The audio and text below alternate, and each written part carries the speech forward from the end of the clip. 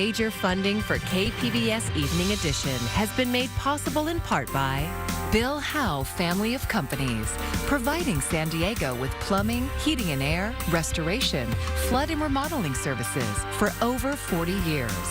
Call 1-800-BILL-HOWE or visit billhowe.com.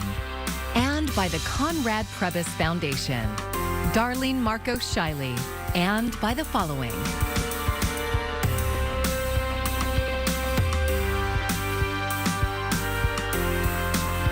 And by viewers like you.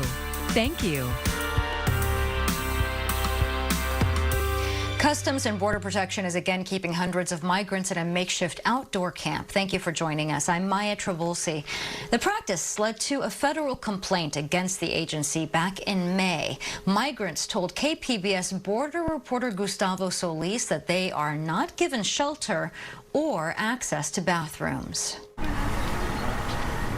It's written all over their faces. The tired, hungry, desperate huddled masses, forced to sleep outside in a makeshift migrant camp near the border, just south of San Ysidro. More than 300 migrants, including many small children, have no protection from the elements.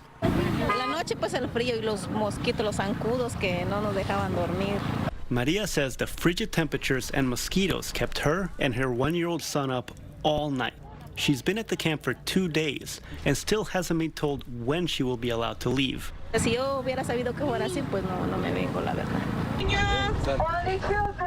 Had she known just how miserable this would be, she says she may not have fled her home. She asked that we not use her full name. Migrants told KPBS that Customs and Border Protection gives them some water bottles, cheese, and crackers. Everything else comes from volunteers in San Diego and Tijuana. Adriana Jasso is with American Friends Service Committee. Right now we're estimating about anywhere from 300 to 400 people waiting in between the two fences. Volunteers pass food and other supplies to migrants through small gaps in the border wall. They have blankets, medicine, diapers, menstrual pads, and even phone chargers. All things that migrants are not getting from Border Patrol. Jasso says people in the camp come from all over the world. We have people from Cameroon, we have people from West Africa, we have people from Northern Africa, we have people from different Asian countries, including Vietnam and some parts of China. We also have people from Jamaica, from Brazil, from Peru, from Belize. We just met people from Afghanistan, a big family with several small children. Many are asylum seekers, fleeing persecution back home. Nancy is an indigenous woman from Ecuador. She says discrimination is rampant. She also asked that we don't use her full name. Hay racismo para indígenas, hay racismo, bastante racismo. It took Nancy and her husband 2 months to get to the U.S. border. She prays to God that their suffering ends soon. Muy triste, cansada, estoy en camino ya 2 meses. Y aún no paso todavía, pero confío en mi Señor. Customs and Border Protection did not respond to questions from KPBS, including why the migrants are being held in these conditions. Back in April, the same thing happened. Border Patrol had put around 400 migrants in a makeshift camp between the primary and secondary border walls. The Homeland Security Committee in Washington, D.C. is currently investigating that incident after congressional Democrats filed complaints. Families with white bracelets. Around 11 a.m. today, Customs and Border Protection removed some migrants from the camp.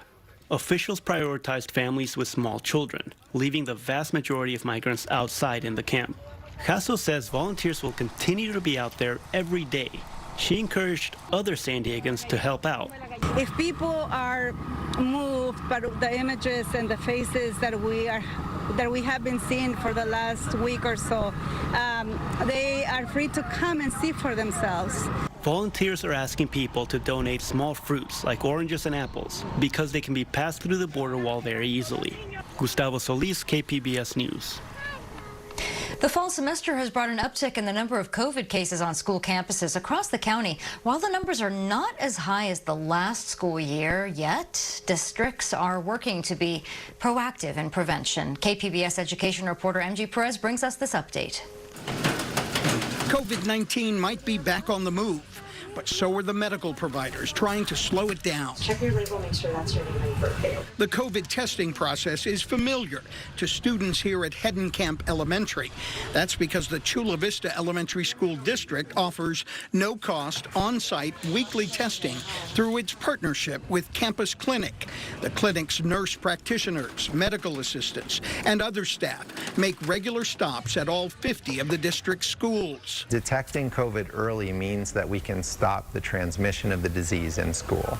Stopping the transmission means that we can increase instructional time here in school. We can protect the staff members and protect the families of the students and the students themselves. Since year-round classes began July 17th, the Chula Vista District has reported more than 900 COVID cases, including students and staff. Even though that's only half the number of cases for the same period last year, the numbers are climbing more quickly. The district plan is to stick to basics. To encourage testing, to encourage washing of hands, and to be open and transparent so we can mitigate COVID-19, not here just at the school site level, but at the district level as a whole and in the community. COVID prevention is happening on campuses across the county. While the strategies may differ, the reality is the same.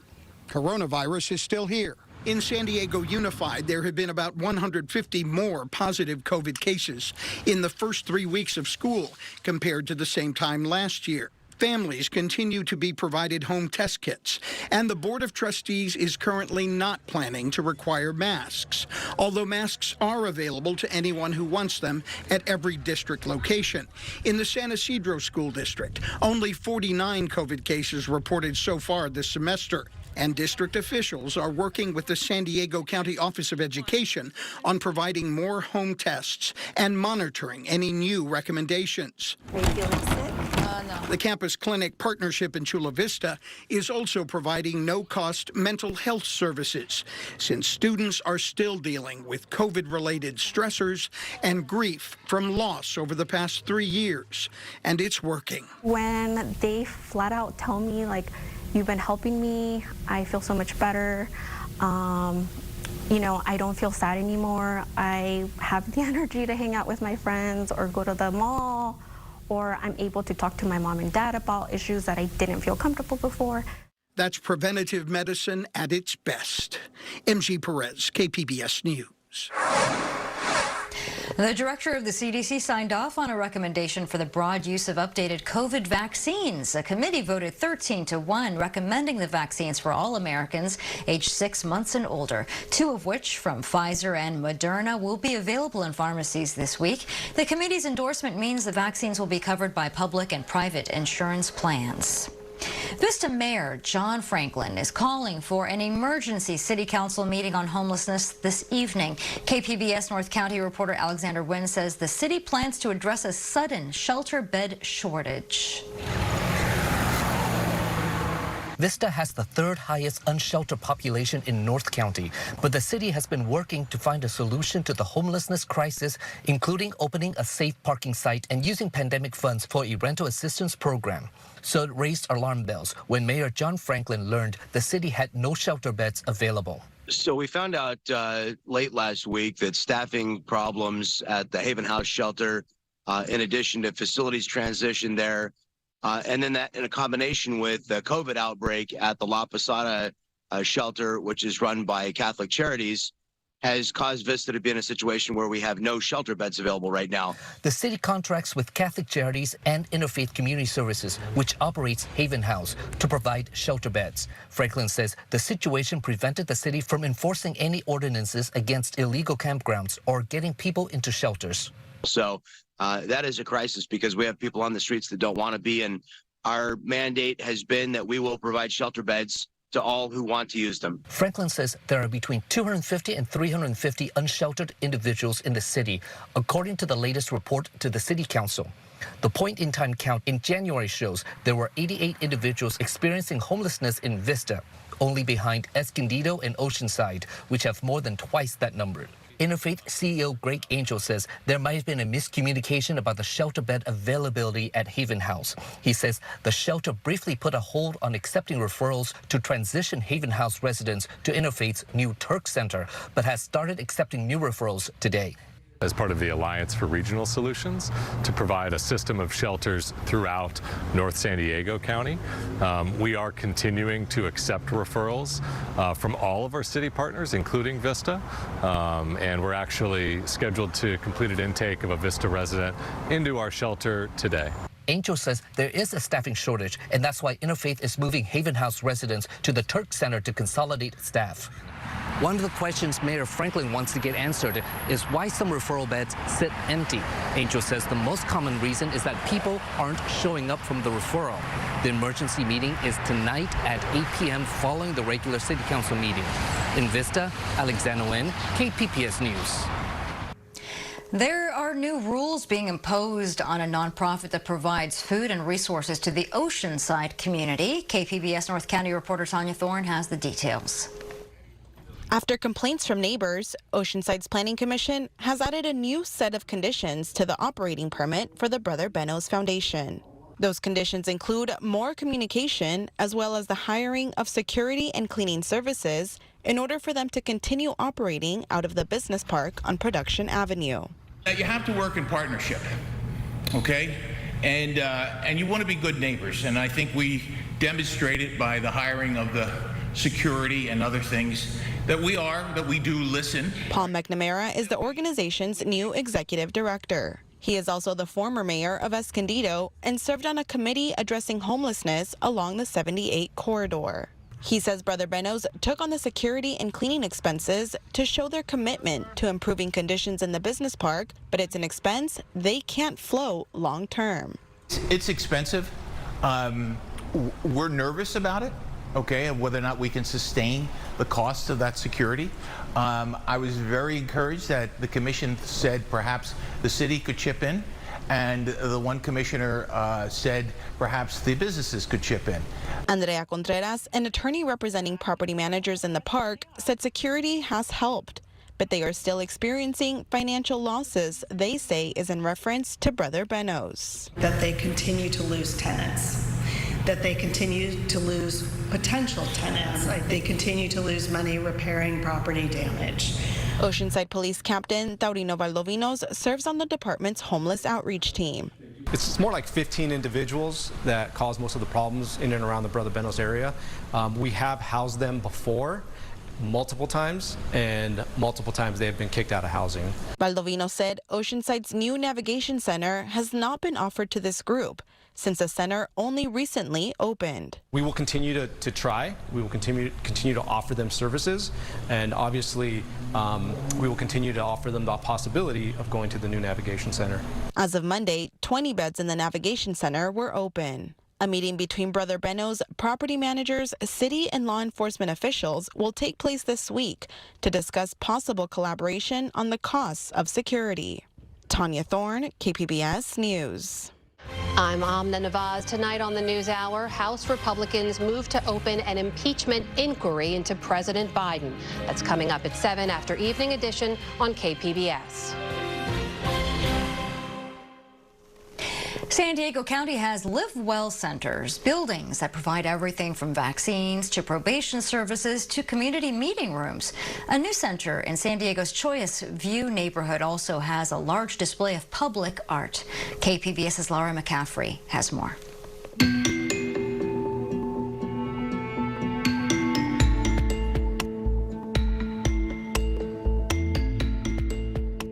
The art installation Light of Passage hovers under a skylight at the County of San Diego's southeastern Live Well Center. Hand-cut pieces of 4 different types of glass are attached to stainless steel wires, representing the nearby Choyas Creek. It's a sunny day, so the glass creates shadow play on the wall and floor below, splashes of blue, purple, and yellow. I came up with a sort of a general concept that went out to the public, to the community for feedback. During that period, they've expressed their desire to see a lot of colors and something that gives hope and optimism. Kaori Fukuyama created the art. I wanted to use materials that really sort of shines and reflect off of our beautiful sunlight. Light of Passage is one of many pieces of public art at the new Southeastern Live Well Center. Organizers of the center's art program say the pieces selected were based on community member feedback, an attempt to create a building for the community. The Tubman Chavez Center used to be where the Live Well Center stands now. In October 2021, construction for the 65,000 square foot facility began. The goal was to combine several resource buildings into one. Live Well centers are meant to provide social and health services to San Diegans. They're designed to be one-stop shops, aiming to prevent many visits to different buildings for access to various services. When it came to installing art in the building, the county gathered community input and then used a public art committee to make selections. Barbara Jimenez, Community Operations Officer at the county, said it wasn't hard to get feedback. What we heard directly from the community, that this is a diverse community, and that having the opportunity really to reflect the diversity through art was really important. 100 artists submitted proposals to a call for art in spring 2022. Art was purchased from 33 artists, with 14 commissioned to create pieces especially for the building. There's installations, statues, paintings, a meditation garden, and more. One of the community requests, diversity, is seen in Francisco M.A.'s piece Crisol, meaning melting pot in Spanish. It consists of panels with ceramics and textiles. It's located in the stairwell under Fukuyama's installation. Visitors see a new panel every few steps taken. M.A. says the textiles are from different cultures in San Diego. This work is very non-personal, meaning that I did very little treatment to the textiles. I'm pretty much respecting the original design. And so each of the flowers celebrates our community here. Art consultant Leah Goodwin wanted the building to feel like a healing place. There's evidence-based design principles that I use from my decades of putting art in hospitals and creating healing environments that are at play here. Even though it's a public health center, people still may not be having their best day. And we, so as a public art consultant, we looked at ways to find touch points to create beauty. Fukuyama hopes that visitors find that beauty from her work's light and colors. I'm hoping that if some people visit here more than once, then they see the changes throughout the day, throughout the season, and notice little things that changes around us. Laura McCaffrey, KPBS News. And there will be an open house and resource fair at the center on October 14th. Members of the public are invited to tour the facility and see all of the art. And this story is part of an ongoing series about public art in the San Diego region. You can find more of our stories at kpbs.org/publicart. Cal State University trustees are meeting in Long Beach this week with plans to discuss a tuition hike before they wrap up on Wednesday. Meanwhile, student assistants who work for CSU say they need lower tuition and higher pay to survive on campus. More than 19,000 student assistants are trying to unionize across the Cal State system. Some of them make less than minimum wage. Colin Culver says he's paid $13.50 an hour as a dorm security employee at San Diego State University. It is physically not possible to make enough money to live on campus while you're working on campus. And I think that's just completely wrong. Also, I think it's exploitative, and I think the CSU needs to support their students a lot better. The student workers are waiting on word from the California Public Employment Relations Board, which must approve an election for them to vote on whether to join the Cal State Employees Union. But before that, CSU trustees will discuss a proposal to increase tuition over the next 5 years by as much as 6% a year. Another member of San Diego Wave FC is joining the U.S. women's national team. Jaden Shaw was selected today to participate in a couple of exhibition games against South Africa. The first is scheduled for September 21st in Cincinnati. This will be Shaw's first opportunity with the main national team after playing for some of Team USA's youth teams. Wave teammates Alex Morgan and Naomi Girma will be joining her.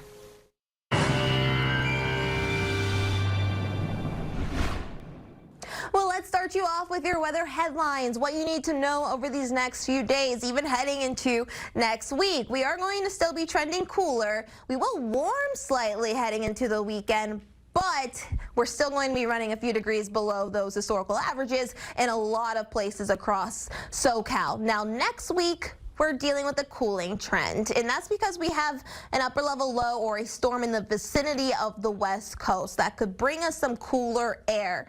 How cool are we going to get? Well, we'll tell you in just a bit. We are also dealing with low clouds and fog along the coast, but eventually into next week it is going to start to spread a little bit further inland too as we deepen that marine layer. Now tonight we're dropping down to a low of 67 with partly cloudy skies. Tomorrow still running a few degrees below those historical averages. San Diego with a high of 74, Borrego Springs 96, Mount Laguna 63, and even Chula Vista coming in with a high of 75. Now we are still hanging on to some of those clouds along the coast, but then as we head into next week, well, that's when we're going to start to see those low clouds and that fog start to move a little bit further inland. But for now, we don't necessarily have to worry about too much fog. It's going to start to lift just slightly over these next few days. Now, along the coast, temperatures are going to be staying relatively steady, just warming a degree or two as we head into the beginning of the weekend. And then we'll start on that cooling trend by Sunday.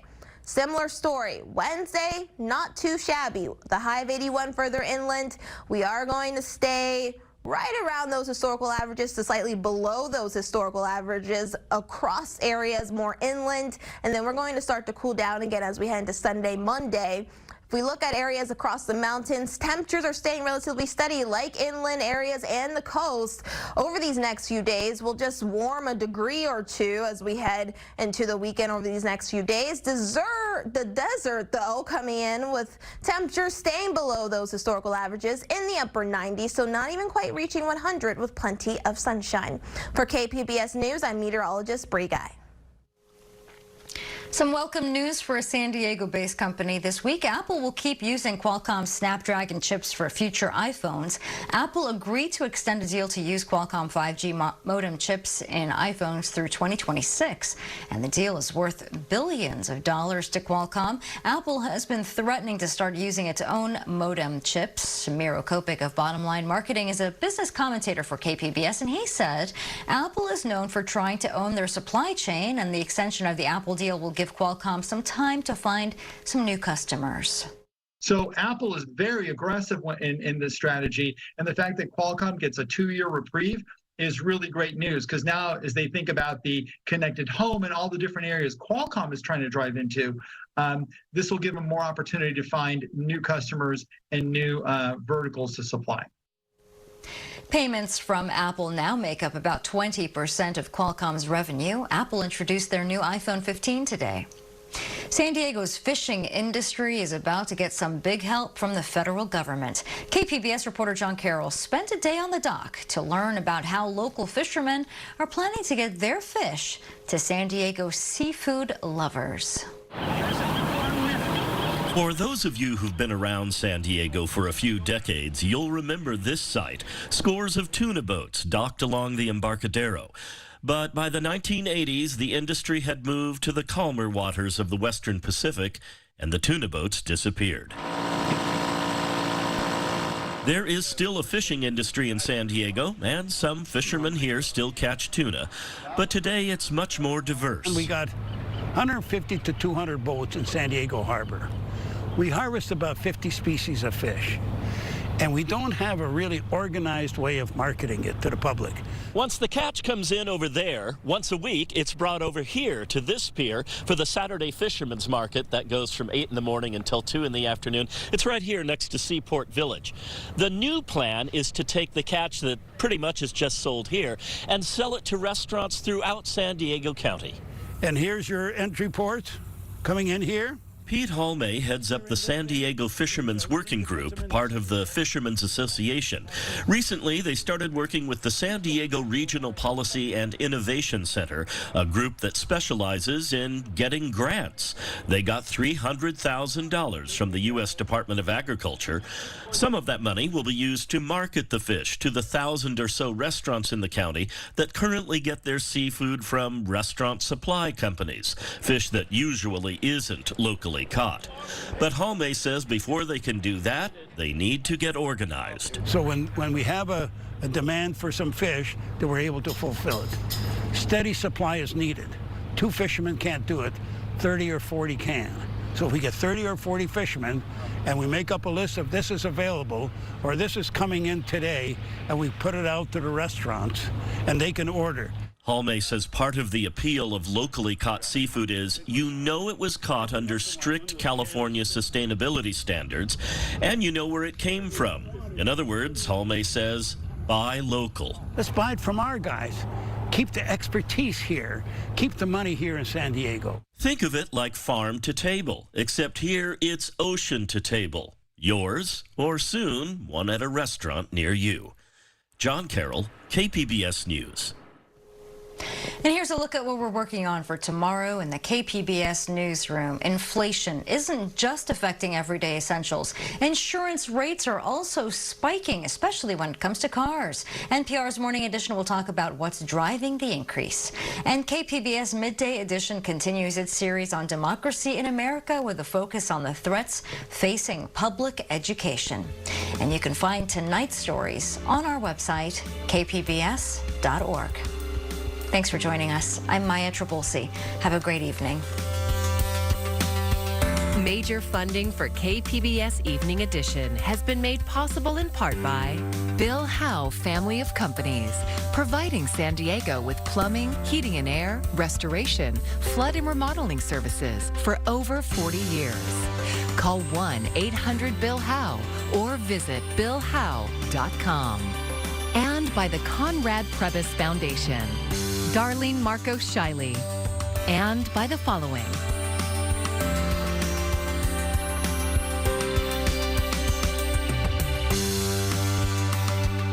And by viewers like you. Thank you.